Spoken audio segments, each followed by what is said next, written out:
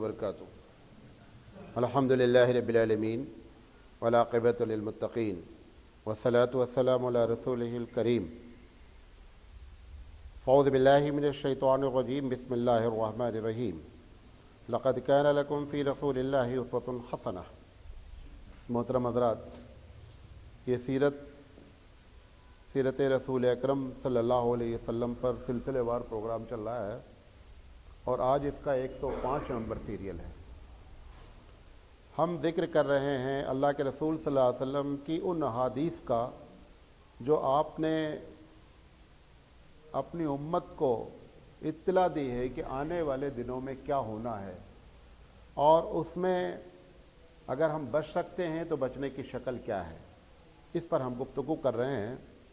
کل ہم نے جس حدیث کو شروع کیا تھا وہ ہم کمپلیٹ نہیں کر پائے کہ اللہ کے رسول صلی اللہ علیہ وسلم نے فرمایا کہ 2 گروہ ایسے ہیں جو جہنمی ہیں لیکن ابھی تک وہ پیدا نہیں ہوئے ہیں، جس میں ہم نے آپ کو ایک کے بارے میں بتایا تھا کہ اس کا تعلق جو ہے پولیس ڈپارٹمنٹ سے ہے اور لفظ شرطہ استعمال بھی کیا گیا ہے، اس پر ہم نے بات کر لی تھی۔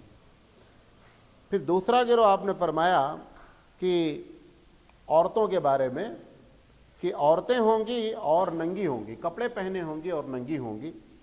اس کی ہم نے 2 ایکسپلینیشن آپ کے سامنے کی تھی۔ کپڑا پہنے ہوئے اور ننگی ہونے میں 3 باتیں ہیں۔ کپڑا باریک ہوگا گرچہ کپڑا ہوگا، نمبر 1۔ کپڑا ٹائٹ ہوگا گرچہ کپڑا ہوگا، اور نمبر 3 یہ ہے کہ کپڑا چھوٹا ہوگا، یعنی سطر جو ہے وہ کھلا ہوا ہوگا۔ یہ تینوں چیزیں کپڑا پہننے کے باوجود ننگی کی ڈیفینیشن میں ہیں۔ پھر میں نے ایک بات اس میں اور بتائی تھی کہ بعض لوگوں نے اس کی تشریح یہ کی ہے کہ دیکھنے میں دیندار لگیں گی، برقع بھی پہنے ہوئے ہیں، بڑے ڈھنگ سے ہیں، لیکن اندر سے کھوکھلی ہیں۔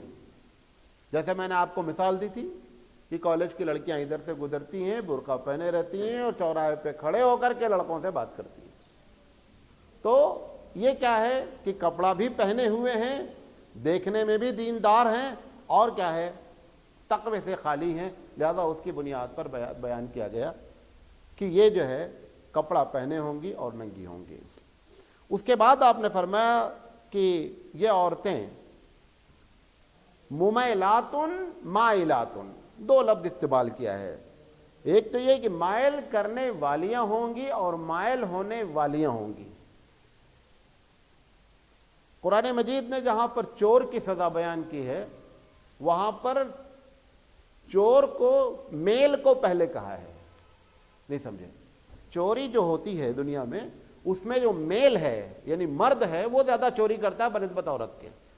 وہاں پر قرآن مجید نے استعمال کیا السارق والسارقۃ، کہ چوری کرنے والے مرد اور چوری کرنے والی عورتیں، وہ عورتوں کو کیا کیا ہے اس نے سیکنڈ نمبر پہ رکھا ہے۔ جہاں پر اس نے زنا کی بات کہی ہے وہاں پہ عورت کو مقدم کیا ہے۔ الزانیۃ والزانی، زنا کرانے والی عورتیں اور مرد۔ تو پتہ یہ چلا کہ یہی بات یہاں پر بیان کی جا رہی ہے کہ یہ جو ہم معاشرے میں خرابی پیدا ہوتی ہے اس میں زیادہ رول عورت کا ہوتا ہے۔ اس لیے اللہ کے رسول صلی اللہ علیہ وسلم فرما رہے ہیں کہ ممیلاتن مائلاتن، مائل کرنے والی۔ یہ مائل کرنے کے 4 انداز ہوتے ہیں، غور سے سنیے گا کیونکہ یہ سب ہمارے معاشرے میں ہم سے ریلیٹڈ چیزیں ہیں۔ 4 چیزیں ہوتی ہیں، اور جو بھی اس مرد پھنسا ہوا ہے دنیا میں جس انداز میں بھی جس عورت سے، اس کی یہی 4 وجہ بنیادی ہوتی ہیں۔ نمبر 1، گفتگو کا انداز۔ آپ دیکھیں بعض لوگ بات پر فدا ہیں، عورت کوئی ایسی خوبصورت نہیں ہے لیکن مرے جا رہے ہیں اس کے بات کی اسٹائل پر۔ قرآن نے کیا کہا؟ قرآن نے کہا کہ اگر تم غیر محرم سے بات کرو تو کڑک لہجے میں بات کرو۔ اس کی وجہ کیا ہے؟ اس سے معلوم ہے کہ سب سے زیادہ مرد جس چیز پر پھسلتا ہے وہ عورت کی بات ہے۔ اللہ تعالیٰ نے کہیں بھی ہم کو چھوڑا نہیں، ہر جگہ ہم کو گائیڈ کر رکھا ہے۔ عورت کو اس نے کہا کہ جب تم گفتگو کرو غیر محرم سے تو تمہارا انداز مسکرانے والا، لچک والا، نرمی والا نہیں ہو، بلکہ انداز کڑک ہو، اور نبی کریم صلی اللہ علیہ وسلم فرماتے ہیں وہ کڑک والی عورت ہم اس کو بااخلاق سمجھتے ہیں. ابھی اگر ہم کسی سے کہیں کیا بات ہے جی کیسے کام ہے تو بولیں گے بڑا بد اخلاق آدمی ہے. لیکن اگر یہی عورت کسی غیر محرم سے کہے بھائی کیوں آپ مجھے فون کر رہے ہیں, کیوں آپ نے فون کیا جب آپ کو معلوم ہے یہ ان کا وقت نہیں ہے ہمارے شوہر کا, اگر اس انداز میں بات کرتی تو اللہ کے رسول اور اللہ تعالیٰ اس کے اس انداز پر بہت خوش ہوتا ہے. گرچہ دیکھنے میں بد اخلاقی ہے, اس بد اخلاقی کو پروردگار عالم پسند فرماتا ہے, کیونکہ اگر اس انداز میں آپ بات کریں گی تو دوبارہ وہ فون نہیں کرے گا, اور جب وہ نرمی دیکھتا ہے تب دوبارہ پھر وہ فون کرتا ہے. تو ممیلات میں سب سے پہلا جو خطرناک چیز ہے عورتوں کی وہ بات کرنا ہے. آپ دیکھیں ابھی کہیں پہ کاؤنٹر پہ بھیڑ لگی ہے, کہیں پہ رش ہے, وہ آئیں, وہ ذرا سا مسکرائیں, آپ ہٹ گئے. کیا وجہ ہے؟ بات سمجھتے ہی نہیں. لیڈیز کو پریفرنس ہونے تو کچھ نہیں دے رہا ہے. پریفرنس دینا ہوتا تو بوڑھی عورت کو بھی دیتا, وہ بوڑھی کو نہیں دیتا ہے, جوان کو دیتا ہے. پتہ چلا اس نے اپنے انداز سے کیا کیا ہے. سب سے زیادہ جو عورت کی بدتمیزی والی بات ہے وہ اپنی عزت کو بیچنے والی بات ہے. جب وہ اپنی عزت کو کیش کراتی ہے اس کا مطلب اب وہ سب کچھ کیش کرا سکتی ہے. اور عزت کا کیش کرانا شروع ہوتا کہاں سے؟ بات کرنے سے. جتنے لوگ دنیا میں پھنسے ہیں وہ عورت کی بات کرنے سے پھنسے سب سے پہلے. پھر دوسری چیز ہوتی ہے وہ کپڑا ہوتا ہے. کپڑے میں ایسا اٹریکشن ہے کہ لوگوں کو اپنی طرف مائل کرنا. نبی کریم صلی اللہ علیہ وسلم نے کپڑے کے بارے میں وہ تینوں باتیں آپ کو بیان فرما دی کہ کپڑا پہنے ٹائٹ نہیں پہنے, کپڑا پہنے ٹرانسپیرنٹ نہیں پہنے, کپڑا پہنے چھوٹا نہیں پہنے. اس کی بھی ہدایت دی گئی کہ یہ دوسری چیز ہے جو عورتیں اپنے اس کے ذریعے لوگوں کو کیا کرتی ہیں؟ مائل کرتی ہیں. تیسری چیز ہے میک اپ. تیسری چیز کیا ہے؟ Make up. صراحتاً ہمارے پاس ہم کو ہدایت دی گئی کہ اگر تم کو باہر جانا ہی ہے تو ایسی شکل میں آپ جائیں. نماز کے لیے حکم ہے کہ اگر عورتیں نماز کے لیے, ذرا کھولیں یار یہ ایک دم پیک ہو گیا, اگر نماز کے لیے جائیں, عورتیں اجازت ہی مانگتی ہیں شوہر سے اور جانا ہی چاہتی ہیں, تو حدیث میں آتا ہے کہ کپڑے باہر والے جو اوپر والے ہیں وہ گندے ہوں. حالانکہ جہاں کہاں رہی ہیں؟ مسجد جا رہی ہیں. حکم ہے کہ خذوا زینتکم عند کل مسجد. مردوں کو حکم ہے کہ اگر مسجد میں جائیں تو اپنے گھر کا سب سے اچھا کپڑا ہمیشہ پہن کر جانا چاہیے. عورتوں کو حکم ہے کہ راستے میں جہاں سے جا رہے ہیں, جس جگہ سے جا رہے ہیں, وہ آپ کے کپڑے میلے ہوں, وہ پروردگار عالم کو پسندیدہ ہیں. جیسے روزے دار کی بدبو پروردگار عالم کو خوشبو سے زیادہ اور مشک سے زیادہ پسندیدہ ہے, ایسے ہی عورتوں کا اگر مجبوراً نکلنا ہے تو کپڑا اس طریقے کا ہو کہ وہ اٹریکٹیو نہیں ہو. یہ پروردگار عالم کو پسند ہے, گرچہ وہ طہارت کو بہت پسند فرماتا ہے. سب کے پیچھے چکر کیا ہے کہ زنا پر کنٹرول کیسے کیا جائے. سارا معاملہ یہاں پر آ کر کے ہے. اس کو کنٹرول کرنے کے لیے یہ ساری چیزیں کیا کی جا رہی ہیں؟ بیان کی جا رہی ہیں. تو تیسری چیز میک اپ. آج ہمارا کیا نتیجہ ہے؟ گھر میں عورت اگر میک اپ شوہر کے لیے کرتی ہے تو دوسری عورت اگر 2 رکعت نماز پڑھے اس کو جتنا ثواب ملتا ہے اتنا ہی اس عورت کو میک اپ کرنے کا ثواب ملتا ہے. اگر اس کی نیت یہ ہو کہ میں اپنے شوہر کے لیے میک اپ کر رہی ہوں تو یہ اس کی عبادت ہے. ہمارا معاملہ ایک دم الٹا ہے. گھر میں عورتیں ایک دم بے تکی رہنا ہے. کوئی چھوٹی سی چھوٹی بھی اگر گیدرنگ ہے, چھوٹی سی چھوٹی بھی پارٹی ہے, کہیں دعوت ہے, تو وہ اس میں بن سنور کر جائے گی. اگر اس کو برقع بھی نہیں اتارنا ہے تو کم سے کم برقع ہی اٹریکٹیو پہن کر جائے گی. یہ جو چیزیں ہیں نا, یہ چیزیں بتا رہی ہیں کہ آپ اپنی طرف مائل کرنے والی ہیں. اچھا, چوتھی چیز چلنے کا انداز. قرآن مجید نے اس کو بھی منع فرمایا, حدیث پہ بھی ہے کہ جب عورتیں چلیں تو چلنے میں جو ہے وہ انداز ایسا نہیں اختیار کریں. آپ دیکھیں ٹرینوں میں کبھی کئی بعض عورتیں سامان بیچنے آتی ہیں, بات بڑی شریف ہوتی ہیں, بعض چہرے سے اتنی چنچل ہوتی ہیں, اتنی بات, اور وہ سب سے زیادہ دھندا کرتی ہیں. وہ چاہے پھل بیچ رہی ہوں یا جو کچھ بھی بیچ رہی ہیں وہ سب سے زیادہ. کیوں؟ وہ یہ مرد کی کمزوری ہے. وہ عورت کو جب دیکھ لیتا ہے تو پھسل جاتا ہے. وہ قرآن مجید کہتا ہے کہ زُيِّنَ حُبُّ الشَّهْوَاتِ مِنَ النِّسَاءِ، ہم نے عورت کی محبت کا انجیکشن انجیکٹ کیا ہے. وہ جو انجیکشن ہے اس کو جب تک آپ کنٹرول میں نہیں رکھیں گے، ذرا سے بھی کریں گے تو ادھر مائل ہونے والی بات ہے کہ بندہ کیا ہو جائے گا، مائل ہو جائے گا. یہ 4 طریقے سے ہیں. جتنے لوگ اس دنیا میں پھنستے ہیں وہ ان 4 طریقوں سے آ کر کے کیا کرتے ہیں، پھنستے ہیں. ایک ہوتا ہے محبت ہونا، ایک ہوتا ہے محبت کرنا. یہ محبت کرنے کی بات کر رہا ہوں. ایک یہ ہو سکتا ہے کہ کسی کو آدمی کسی عورت کو دیکھا یا کسی عورت نے کسی مرد کو دیکھا، اس کے دل میں محبت آ گئی، یہ ہو سکتا ہے، یہ چانسز ہیں اس کے لیے اتنا قرآن حدیث جو ہے وہ اسٹرکٹ نہیں ہوتے. وہ کہتا ہے کہ اگر وہ ہے تو آپ اس کو شرافت سے شادی کر لیں. لیکن یہ جو کر رہے ہیں یہ سارے ڈرامے ہیں محبت کے. یہ ڈرامے کے ذریعے جو محبت کی جا رہی ہے حقیقت میں یہ محبت ہوتی ہی نہیں ہے. یہ تو اس آدمی کو چوسنے کے طریقے ہوتے ہیں، کسی بھی طریقے سے اس آدمی کو کیا کر دیا جائے، چوس لیا جائے. لہذا یہ ایک ہو گیا. دوسرا لفظ آیا مائلاتن. ایک ہوتا ہے مائل کرنے والیاں، اور ایک حدیث میں استعمال کرا مائل ہونے والیاں. آپ دیکھیں کوئی عورت آپ کو ٹچ کر دے، آپ کبھی نہیں بولتے سوری، آپ کو بھی بولنا چاہیے نا سوری. آپ نے اگر عورت کو ٹچ کر دیا تو آپ بولتے ہیں سوری. اس نے اگر ٹچ کر دیا تو آپ کبھی سوری نہیں بولتے. کیا چکر ہے؟ اس کا مطلب آپ نے یہ حظ نفس ہوا، اندر سے خوشی ہوئی، تبھی تو ہم سوری نہیں بول رہے ہیں. یہ سب ڈیلی ہمارے ساتھ ہوتا ہے. وہ اس نے کیا کیا، مائل کرنے والیاں. یہ مرد مائل کرنے والے، مرد پہلے میں کیا ہے، عورت کو کہا. دوسرے میں اللہ کے رسول نے کہا کہ نہیں، مرد لوگ مائل کرتے ہیں. مردوں کا کیا ہے چکر؟ کالج میں جو بچے کرتے ہیں سب سے پہلے وہ نوٹ بک مانگتے ہیں. کس سے؟ لڑکی سے.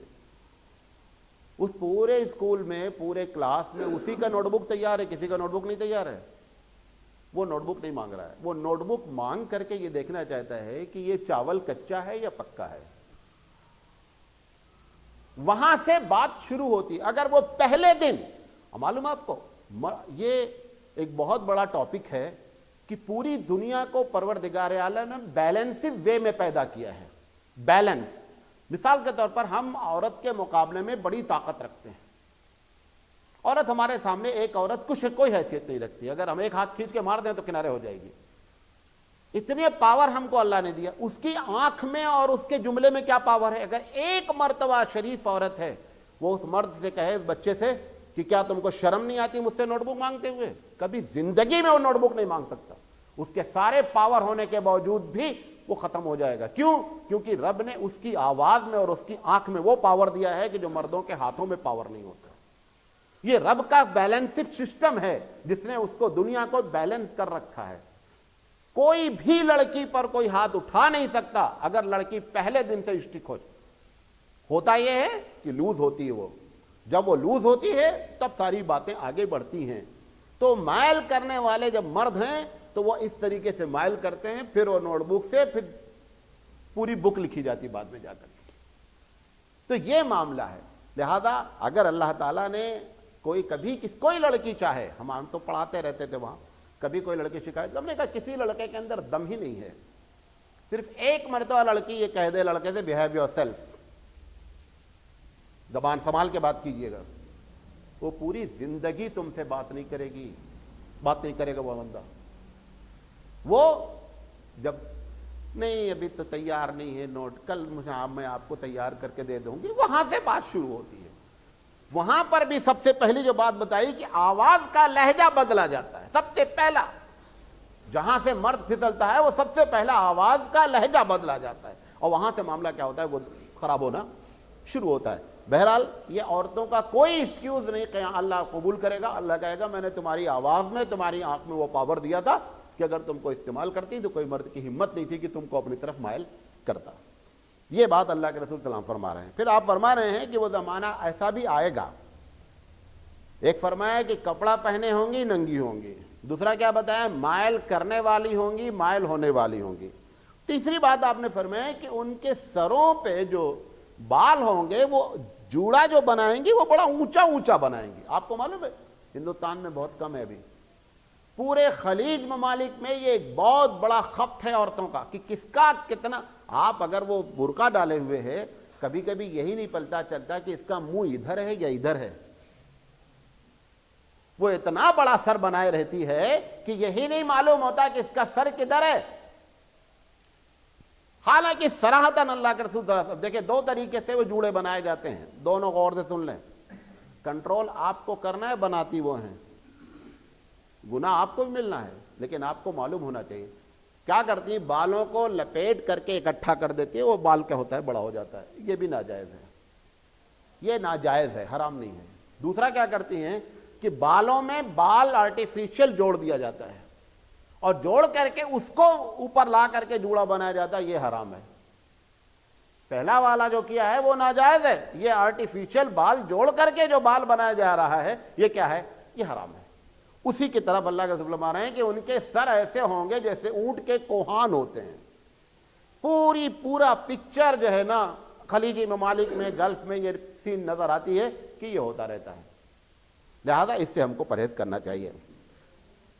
پھر آپ نے فرمایا کہ ان کی سزا کیا ہے, یہ جو میں نے ذکر کیا اس قسم کی کٹے.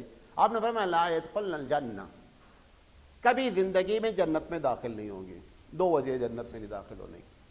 گناہ کرنا, میں نے آپ سے کہا تھا کہ چھوٹا گناہ ہوتا ہے, گناہ کا سبب بننا بہت بڑا گناہ ہوتا ہے. ایک آدمی نے خود کر لیا ہے, اللہ تعالیٰ معاف کرے, لیکن تمہاری وجہ سے دوسرا آدمی بھی گناہ میں ملوث ہوا ہے, اب ڈبل گناہ لے کر بندہ چلتا ہے. یہ جو معاملہ ہو رہا ہے سارے میں کیا ہو رہا ہے, وہ عورت ڈبل گناہ لے کر کے کیا ہوئے چل رہی ہے.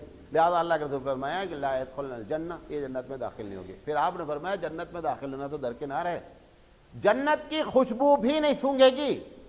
پھر آپ نے فرمایا کہ وہ خوشبو جو ہزاروں میل سے آتی ہے جنت کی خوشبو, وہ خوشبو بھی اس عورت کو نہیں. مطلب ایک تشدد بیان کرنا چاہتے ہیں کہ ایسی عورتیں جنت میں داخل نہیں ہوں گی. اسی لیے اللہ کے رسول نے ایک دوسری جگہ پہ فرمایا کہ عورتوں بی الرٹ, ہوشیار ہو جاؤ. میں نے جب جنت اور جہنم کو وزٹ کیا تو جہنم میں تم کو میں نے بہت زیادہ دیکھا ہے, لہذا اپنے آپ پر تھوڑا سے کنٹرول کرنے کی فکر کرو, کیونکہ وہاں پر تمہارا جو ہے تمہاری پاپولیشن بہت زیادہ ہے. لہذا یہ باتیں اللہ کے رسول صلی اللہ علیہ وسلم نے بیان فرمائی کہ قیامت کے قریب ہونے والی ہیں. دوسری حدیث, یہ ابو داؤد کی حدیث ہے جو نقل کرنے جا رہا ہوں. مسند احمد میں بھی یہ ذکر ہے اور ابن ابی شیبہ میں بھی یہ حدیث ذکر ہے. حضرت ثوبان رضی اللہ تعالیٰ عنہ سے روایت ہے, ان ثوبان قال رسول اللہ صلی اللہ علیہ وسلم, حضرت ثوبان کہتے ہیں اللہ کے رسول صلی اللہ علیہ وسلم نے فرمایا کہ یوشک الامم ان تداعی علیکم کما تداعی الاکلۃ الی قصتها. آپ نے فرمایا کہ ایک وقت ایسا آنے والا ہے کہ اے امت محمدی, تم پر ساری دنیا ایسے ٹوٹے گی جیسے بھوکے لوگ دسترخوان پر ٹوٹتے ہیں, اور سارے لوگ ایک ساتھ آئیں گے. اس لیے دوسری جگہ اللہ کے رسول فرمایا الکفر ملۃ واحدہ, کفر ایک یونٹی ہے. آپ دیکھیں یہودی اور نصرانی دونوں آپس میں بڑا بیر رکھتے ہیں. کیوں؟ عیسیٰ علیہ السلام کو صلیب پر پھانسی پر چڑھانے والے کون ہیں؟ یہودی ہیں. وہ اللہ نے بچا لے, وہ ایک امر, لیکن سارا کام کیا کس نے ہے؟ یہودی نصرانی تو کبھی اکٹھا ہو ہی نہیں سکتے. لیکن جب آپ کا معاملہ آتا ہے تو وہ دونوں کیا ہوتے ہیں؟ اکٹھا ہو جاتے ہیں. تو آپ نے فرمایا الکفر ملۃ واحدہ, کفر ایک یونٹی ہے, 2 ہی چیز ہوتی ہے, کفر اور اسلام. جتنے بھی مذاہب ہیں وہ سب کفر ہوتے ہیں, اسلام کے مقابلے میں کیا ہو جاتے ہیں؟ ایک ہو جاتے ہیں. آپ نے فرمایا کہ ایک وقت ایسا آئے گا کہ تم پر سارے لوگ مل کر کے ٹوٹ پڑیں گے جیسے کہ لوگ دسترخوان پر ٹوٹتے ہیں. دسترخوان کی مثال کیوں دی؟ جب ایک آدمی کو بلایا جاتا ہے, دسترخوان پہ کھانا رکھ دیا جاتا ہے, تو اس کو یہ پابندی نہیں لگائی جاتی دیکھو چٹنی لینا, سانن نہیں لینا, یہ پابندی نہیں ہوتی.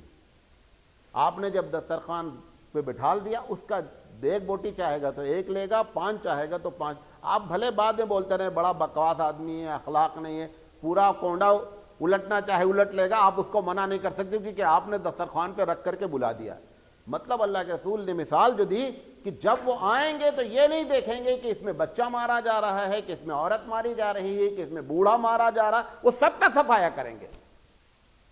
صحابہ نے پوچھا اللہ کے رسول ایسا کیوں ہوگا, کیا ہم تھوڑے ہوں گے؟ ہماری تعداد تھوڑی ہوگی. آپ نے فرمایا نہیں, تعداد تو بہت ہوگی. اصل میں دو جگہ ریکارڈ ہوتا ہے. اس دنیا میں ہمارا نام عبداللہ لکھا ہے, احمد لکھا ہے, محمد لکھا ہے. اللہ کے دربار میں بھی یہ عبداللہ لکھا ہونا چاہیے, یہ احمد لکھا رہنا چاہیے, یہ محمد لکھا رہنا چاہیے. جب وہ اللہ کے دربار میں لکھ دیا جاتا ہے تو اللہ کہتا ہے کہ مومن کی عزت پھر اتنی محترم ہے کہ اگر ایک مومن بھی اس زمین پر موجود ہوگا تو ہم قیامت برپا نہیں کریں گے. اس کے رسپیکٹ میں, اس ایک بندے کے رسپیکٹ میں خربوں آبادی کو اللہ پروٹیکشن دے گا کہ ابھی ایک بندہ ایسا ہے جو میرا نام لیتا ہے. یہ ہے پروردگار عالم کے دربار میں اس بندے کا احترام جو حقیقت میں اس کے ہاں نوٹڈ ہے, ریکارڈڈ ہے. ابھی ہماری آبادی 1 ارب سے زیادہ جا رہی ہے, یعنی 100 کروڑ کو ہم کراس کر رہے ہیں مسلم پاپولیشن. 100 کروڑ ہونے کے باوجود بھی ہماری کیا ہے, یہ جو حدیث میں آیا کہ سب ٹوٹ پڑتے. ابھی جب عراق پر حملہ کیا گیا تو سارے لوگ نے مل کر کے حملہ کیا تھا. 48 ممالک کے جہاز جو شامل ہوئے تھے, مل کر کے انہوں نے حملہ کیا تھا. سب لوگ دیکھتے رہے. یہی حدیث ہے کہ سب مل, کس کو مارا گیا, کیوں مارا گیا, کل بتایا تھا نا آپ کو نا. یہی نہیں معلوم مرنے والے کو ہم کیوں مر رہے ہیں. بھئی جو انہوں نے بیس بتائی کہ صاحب تمہارے پاس جو ہے وہ نیوکلیئر ہے, تمہارے پاس جو ہے وہ خطرناک قسم کے کیمیکلز ہیں جو دنیا کو تباہ کر دیتے ہیں, سب کچھ چھان مارا, ایک چوہا بھی نہیں نکلا. اس کے باوجود دنیا کچھ نہیں بول رہی ہے. کم سے کم 6.5 لاکھ آدمی مار دیے گئے, کچھ نہیں ہوا. یہی ہے, کثرت بہت ہوگی. اللہ کے رسول نے فرمایا کہ آبادی تو تمہاری بہت ہوگی. پھر صحابہ نے کہا جب آبادی ہوگی تو ایسی صورتحال کیوں ہوگی, کیا وجہ ہے اللہ تعالیٰ ایسی سزا دے گا. تو آپ نے فرمایا کہ لوگوں کے دلوں میں سے تمہارے بارے میں جو خوف ہے وہ نکل جائے گا. لوگ تم سے ڈریں گے نہیں, تم کو سمجھیں گے یہ کن کا ہے, کچھ نہیں ہے. گاجر مولی کی طرح جیسے کاٹا جاتا ہے نا, ایسے گاجر مولی کی طرح کاٹیں گے, کیونکہ تمہارا کوئی احترام غیروں کے دل میں برقرار نہیں رہے گا. پھر بھی مسئلہ نہیں. صاحب نے پوچھا کہ ایسا کیوں ہوگا کہ ان کے دل سے ہمارا احترام نکل جائے گا. اب آپ نے اصل بات فرمائی. آپ نے فرمایا 2 وجہ ہیں, حب الدنیا و کراہیت الموت. تم دنیا کی محبت میں لگ جاؤ گے اور موت سے بہت ڈرو گے. آپ نے فرمایا یہ 2 صفت پیدا ہوں گی جس کی بنیاد پر دنیا کے دلوں سے تمہارا احترام اور تمہارا خوف ختم ہو جائے گا. یہ جو حب الدنیا ہے اس کو سمجھ لیں, غور سے سنیے گا. ایک ہے دنیا کو برتنا, برتنا سمجھتے ہیں, یوز کرنا. ایک ہے دنیا میں مست ہو جانا. دیکھے دنیا کی محبت کو غالب کر لینا, مست ہو جانا. یہاں پر اللہ کے رسول صلی اللہ علیہ وسلم نے دنیا برتنے کے نہیں کہا کہ دنیا نہیں برتو. دنیا کی محبت غالب ہوگی, اس کا مطلب یہ ہے کہ 2 الگ الگ چیزیں ہیں. ایک دنیا کا برتنا ہے اور ایک دنیا کا غالب ہونا ہے. میں مثال دیتا ہوں. ہم اس دنیا میں پیدا ہوئے ہیں, یقینی بات ہے کہ ہم کو اسی دنیا میں رہنا ہے. جب مر جائیں گے مر جائیں گے. کشتی ہے, کشتی کو چلنے کے لیے پانی چاہیے ہی چاہیے, بغیر پانی کی کشتی نہیں چل سکتی. لیکن ایسا نہیں ہونا چاہیے کہ پانی کشتی میں آ جائے. جیسے ہی پانی کشتی میں آیا اب کشتی کے لیے خطرہ ہو گیا. حالانکہ پانی ریکوائرڈ ہے, پانی کی اشد ضرورت ہے کشتی کو چلنے کے لیے, ورنہ کشتی موو نہیں کر سکتی, چل نہیں سکتی ہے. لیکن اس کا یہ مطلب نہیں ہے کہ وہ سمجھے, کیا کہتے ہیں, کشتی چلانے والا وہ یہ سمجھے کہ صاحب اب بہت اچھا ہے پانی کشتی میں ڈال لو, کیونکہ یہ بڑا اہم ہے. جیسے ہی پانی کشتی میں آئے گا کشتی کیا ہو جائے گی, ڈوب جائے گی. ایسے ہی ہماری مثال ہے. دنیا ہم کو برتنا ہے, دنیا ہمارے اوپر غالب نہیں آنا ہے. یہ جب دنیا غالب آ جاتی ہے تو اس کو کہتے ہیں حب الدنیا, اور جب ہم دنیا کو برتتے ہیں تو اس کو کہتے ہیں کسب دنیا, کہ دنیا میں ہم رہے ہیں, دنیا کو استعمال کرنا ہے. اچھا, اب کسب دنیا کتنا کیا جائے, دنیا کو کتنا کمایا جائے, یہ تو ان لمیٹڈ ہے نا. میں اس کی مثال دیتا ہوں. چلتی ٹرک ہے, اس کی لائٹ جل رہی پیچھے, ایک بندے کو تم دوڑا دو گے, جا کر کے لائٹ چھو کر کے آ جاؤ, وہ یہ سمجھ رہا ہے کہ ٹرک کھڑا ہے، ٹرک کھڑا نہیں ہے، یہ تھک سکتا ہے، ٹرک کی لائٹ کو چھو نہیں سکتا۔ ایسے ہی آپ کوئی بھی پلان بنائے دنیا کا، ایک دکان ہے دوسری دکان کے چکر میں ہے، موٹر سائیکل ہے کار کے چکر میں ہے، کار ہے تو ٹویوٹا کے چکر میں ہے، ٹویوٹا ہے تو مرسڈیز کی، یہ چلتی لائٹ ہے۔ یہ ہم سمجھ رہے ہیں کہ لائٹ رکی ہوئی ہے لہذا ہم ٹچ کر لیں گے، نہیں ٹچ کر سکتے۔ یہ اس لیے اللہ کے رسول نے ہمارے لیے کیا بیان کر دیا کہ دیکھو بھائی ایسا ہے کہ اپنے سے نیچے والے کو دیکھو کہ سکون میں رہو گے، بس ایک ہی فارمولہ ہے۔ جہاں پہ آپ کھڑے ہیں اس سے نیچے والے کو دیکھیں، معاملہ سارا کا سارا کیا ہو جائے گا، حل ہو جائے گا۔ اور اگر اوپر کی گفتگو سوچی تم نے تو یہ چلتا ٹرک کو، چلتے ٹرک کی لائٹ چھونے کی بات ہے، تم تھک سکتے ہو، لائٹ چھو نہیں سکتے ہو۔ تو دنیا جو برتنے کی بات ہے، یقینی بات ہم کو دنیا میں آئے ہیں، دنیا استعمال کرنا، کتنا ہم استعمال کریں۔ آپ کو ایک کسوٹی بیان کر رہا ہوں۔ دیکھیں، مالدار ہونا، خوب پیسہ کمانا شریعت میں کوئی منادی نہیں ہے۔ اگر شریعت میں یہ منادی ہوتی کہ صاحب نہیں مال بہت بری چیز ہے تو پراپرٹی سسٹم وہ نہیں رکھتا کہ پراپرٹی بانٹو۔ جب ایک سسٹم ہے کہ مال رکھو ہی نہیں تو اس کو یہ حکم دینے کی کیا ضرورت ہے کہ جب کوئی مر جائے تو پراپرٹی کا شیئر ایسے بانٹو۔ پتہ چلا نہیں مال تو بندہ رکھے گا۔ اگر اس کے نزدیک یہ ہوتا ہے کہ مال ایک دم بری چیز ہے تو وہ کبھی نہیں کہتا کہ زکوٰۃ کا یہ نظام رکھو، اتنے % زکوٰۃ دو، پتہ چلا پیسہ رہے گا۔ اچھا، پھر جب اسلامی حکومت اگر قائم ہوگی تو سارے ڈپارٹمنٹ کو چلانے کے لیے کیا چاہیے؟ پیسے چاہیے۔ Health department, education department, transport department, یہ تو ڈپارٹمنٹ ایسے ہیں جو گورنمنٹ سے پیسہ کھاتے ہیں۔ ایجوکیشن ڈپارٹمنٹ کبھی نہیں کہتا کہ ارن کر کے گورنمنٹ کو پیسہ دے، ہمیشہ ایجوکیشن ڈپارٹمنٹ کیا کرتا ہے؟ سینٹرل گورنمنٹ، اسٹیٹ گورنمنٹ سے پیسہ کھاتا رہتا ہے۔ ہیلتھ ڈپارٹمنٹ سے بھی کبھی توقع نہیں رہتی کہ وہ ہم کو کما کر کے دے گا، بلکہ ہیلتھ ڈپارٹمنٹ کو۔ تو یہ سارے ڈپارٹمنٹ چلنے کے لیے پیسہ چاہیے۔ تو یہ مطلق جو کہتے ہیں کہ پیسہ ایک دم بری چیز ہے، ایسی بات نہیں ہے۔ اگر پیسہ ایک دم بری چیز ہوتی تو نہ زکوٰۃ کا حکم ہوتا، نہ پراپرٹی ڈیوائیڈیشن کا حکم ہوتا، نہ اسلامی حکومت میں ان چیزوں کے نظم و نسق کی کوئی بات کہی جاتی۔ وہاں پر سیدھی سیدھی بات کہی جاتی کہ بھائی پیسہ ہے نہیں، پیسہ کماؤ ہی نہیں، ختم ہو گئی، کوئی کہانی نہیں۔ لیکن ایسی بات نہیں ہے۔ اب وہ پیسہ جو کمانا ہے اس میں کس چیز کو مد نظر رکھنا ہے کہ ہم کشتی میں پانی نہ آوے، کشتی میں پانی نہ آوے۔ نمبر 1، پیسہ کمانے کے لیے فرائض نہیں چھوٹنا چاہیے۔ فرض جو اللہ نے کیا ہے جو چیز، اس کو فرض کو چھوٹنا نہیں ہے۔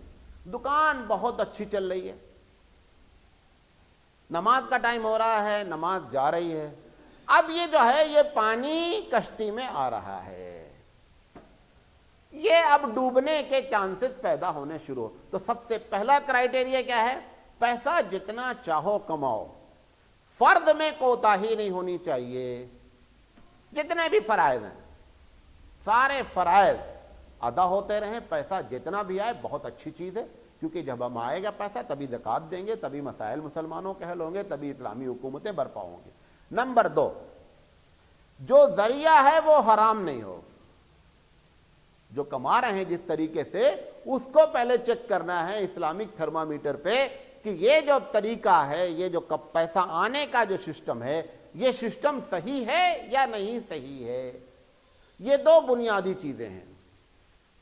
اگر یہ دونوں چیزوں پر آپ عمل کر رہے ہیں اور پیسہ آ رہا ہے تو پیسہ بہت اچھی چیز ہے، کوئی بری چیز نہیں ہے۔ لیکن آپ دیکھیں زیادہ تر جو پیسہ کمانے کے چکر میں لگے ہیں وہ اس میں ملوث ہیں، ان 2 میں ملوث ہیں۔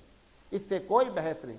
دیکھیں کوئی بھی آدمی یہ طے کر لے مجھے مالدار بننا ہے، اس سے کوئی بحث نہیں کہ حرام سے حلال سے، تو مالدار بننا بہت آسان کام ہے۔ پھر مالدار بننا مشکل اس وقت ہے جب آپ ان دونوں کو شرط میں رکھیں گے، اور ان دونوں کے شرط رکھنے کا سب سے بڑا فائدہ یہ ہوتا ہے کہ ہمارے اوپر دنیا غالب نہیں ہوتی ہے۔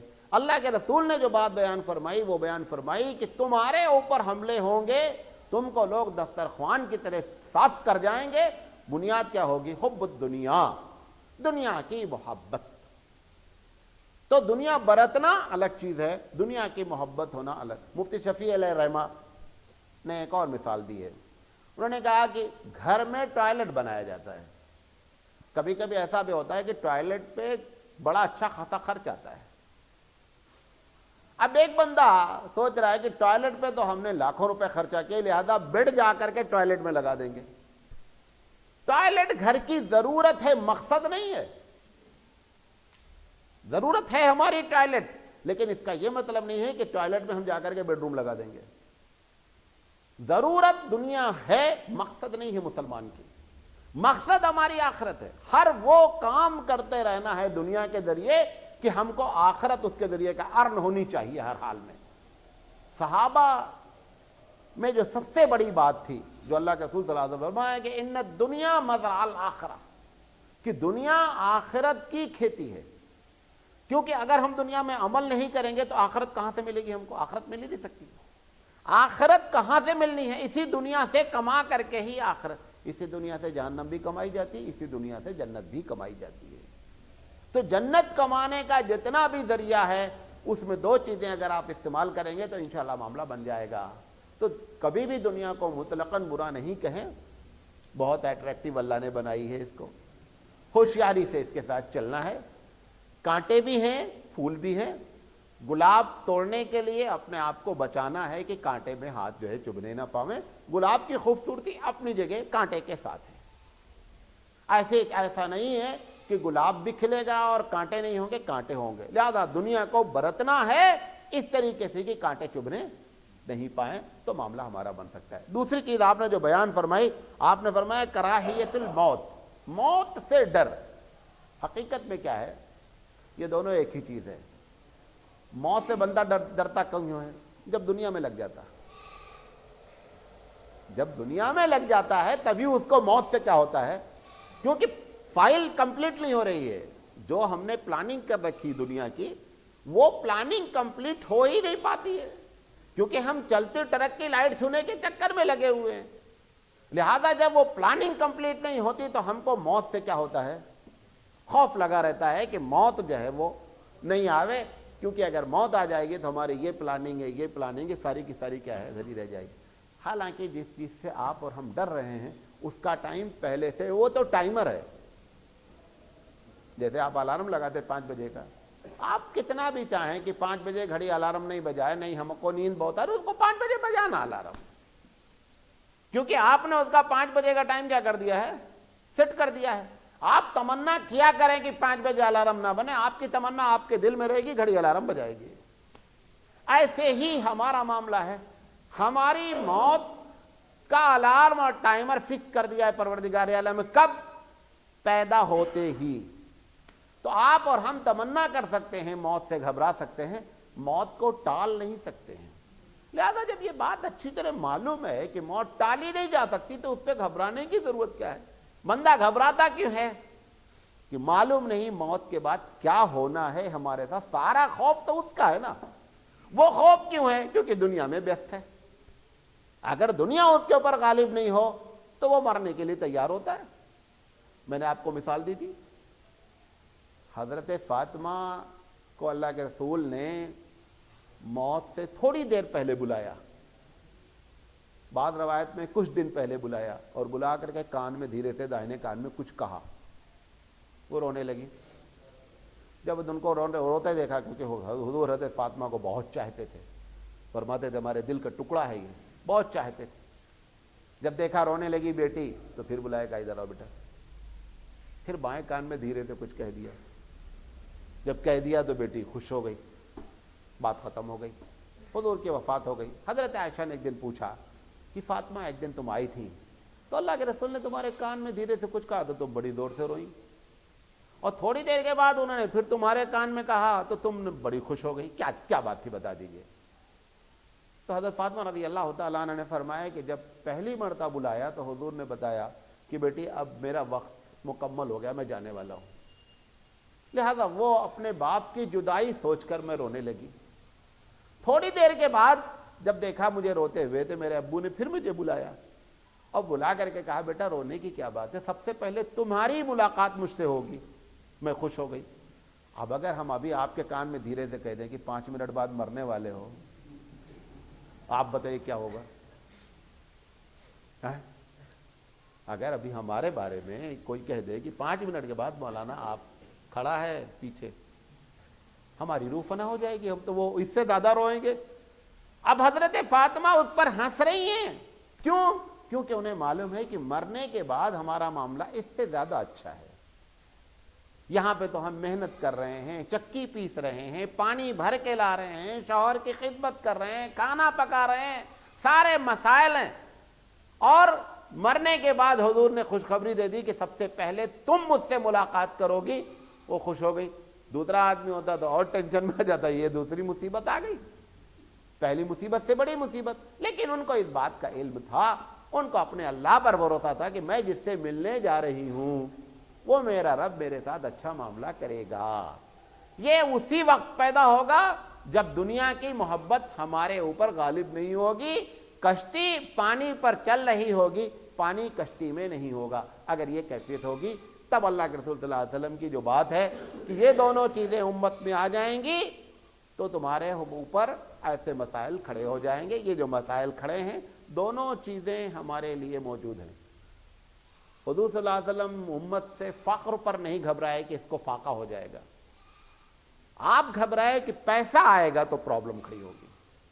حضرت عمر رضی اللہ تعالیٰ عنہ نے جب قادسیہ کی جنگ لڑی اور وہاں سے چیف آف آرمی لے کر کے آیا مال غنیمت، تو مسجد نبوی میں سونے اور چاندی اور ہیرے اور جواہرات کا ڈھیر لگا دیے۔ اب صحابہ خوش کہ دیکھو اللہ نے اتنی دولت عطا فرمائی۔ حضرت عمر آئے، دیکھا، زارو قطار رونا شروع کیا۔ صحابہ نے کہا خوش ہونے کے ٹائم ہے، دیکھو کتنا پیسہ آیا ہے، ہیرے جواہرات لد کر کے آئے ہیں۔ کہا کہ اسی چیز کے اللہ کے رسول نے فرمایا تھا کہ جب یہ آئے گی نا تب خطرہ آئے گا، مجھے اس سے زیادہ خطرہ ہے بنسبت اس کے کہ یہ نہیں تھی۔ وہی کیفیت ہوتی ہے کہ دنیا جب آتی ہے تو ہمارے ہاتھ سے آخرت جاتی ہے۔ حدیث اللہ کے رسول نے فرمایا کہ جو آدمی دنیا کماتا ہے آخرت کیا کرتا ہے، چھوڑ۔ اس کی ایک مثال ایک صاحب نے دی کہ دو بہنیں ہیں، یہ آخرت اور دنیا دونوں سگی بہنیں ہیں، ایک ساتھ نکاح میں نہیں رہتی۔ دو بہنوں کو آپ ایک ساتھ نکاح میں نہیں رکھ سکتے، ایسے ہی یہ دونوں سگی بہنیں ہیں، ایک کو رکھنا ہے ایک کو نہیں رکھنا ہے، جہاں دونوں رکھیں گے حرام شروع ہو جائے گا۔ یہ دونوں سگی بہنیں ہیں۔ اللہ تعالیٰ سے دعا ہے کہ اللہ تعالیٰ کہنے سے زیادہ عمل کرنے کی توفیق عطا فرمائے۔ وآخر دعوانا ان الحمد للہ رب العالمین۔